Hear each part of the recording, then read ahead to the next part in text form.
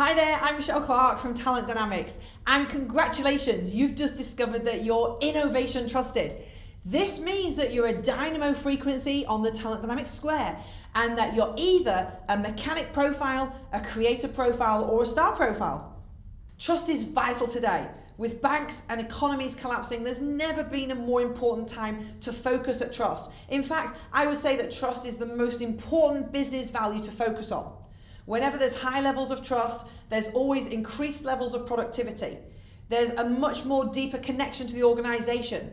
People feel more empowered. Levels of employee engagement go through the roof. And in fact, people start to have a lot more fun. And of course, the most important thing is there's always much better business results. In the next few minutes, I'm going to be explaining your trust test results and going through what this means for you specifically, how you can focus your time, what are the specific activities that you should get involved in to continue to raise the levels of trust that others have in you so you can have more fun and you can get much better results too. You're going to find that customers, stakeholders, staff, clients, they always trust you in the area where you already deliver the most value. Now, this is important. As long as you're delivering value, you'll always have a place in the market if you're an organization. As an employee, as long as you're delivering value, you'll always have a place in that organization. The more value that you deliver, the greater the place you have in the market or the business. As soon as you stop delivering value, you might find that you cease to have a place in the market or cease to have a place in the organization. The more value you deliver, you're going to find the greater the level of trust that others have in you. Trust is, in fact, the measurement of how much value you're delivering. So remember that. Trust is the measurement of how much value you're delivering.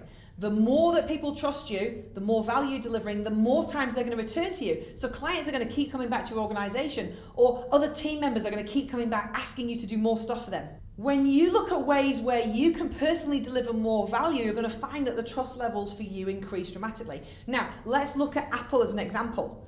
Apple have such high levels of trust with their customers because they're consistently looking at ways they can deliver value.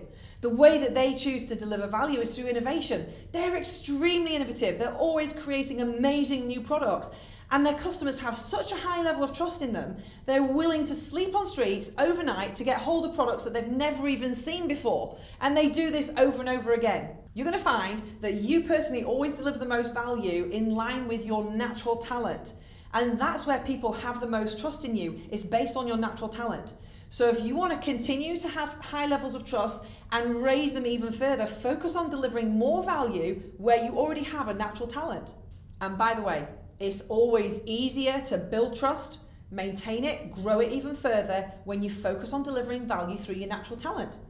As an innovation trusted frequency, you're going to find that you're most trusted by others to be extremely innovative, very creative, strategic, always coming up with big, bold plans and ideas and getting things off the ground really quickly. Conversely, you're going to find that you're always least trusted by others in the areas when it comes to timing, delivering things on time, project implementation, and really taking care of the service and the detail side of things.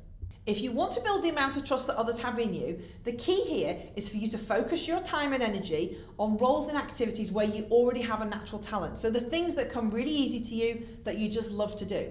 Conversely, try and spend as little time as possible on the tasks and activities that don't come so natural to you, because you're going to find that you have a much lower level of trust from other people in those areas. Now, I personally suggest you look to find 80 to 90% of your time that you can focus on working on those areas where you already are able to deliver the most value, your natural talent. Find other team members to support you in the areas that aren't your natural talent. The people who have the opposite frequency to you, because that's where they're going to find it really easy to build trust. You can support them and they can support you. Now, if you want to increase your trust scores, do what I said before. Focus at your natural talent. It's where you deliver the most value. It's where people already have the highest level of trust in you.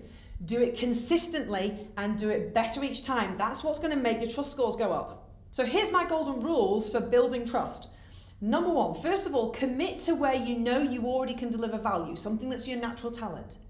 Number two, go out and do that. Do exactly what you said you were going to do and do it really well.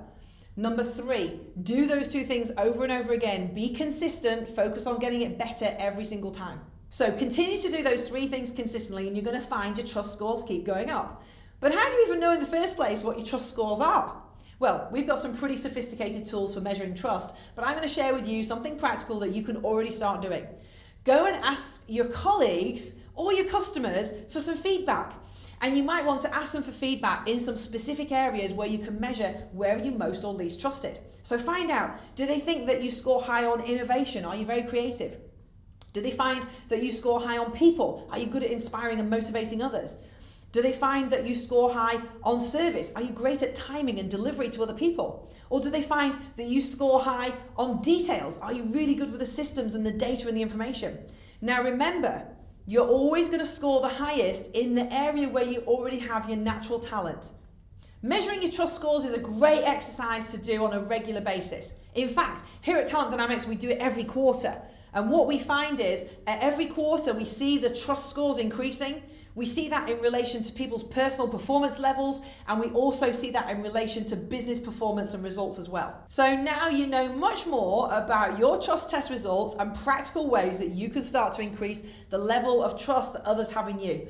Over the next few days, we're going to send you some more information, some more practical tools as well, so do look out for those coming to your inbox.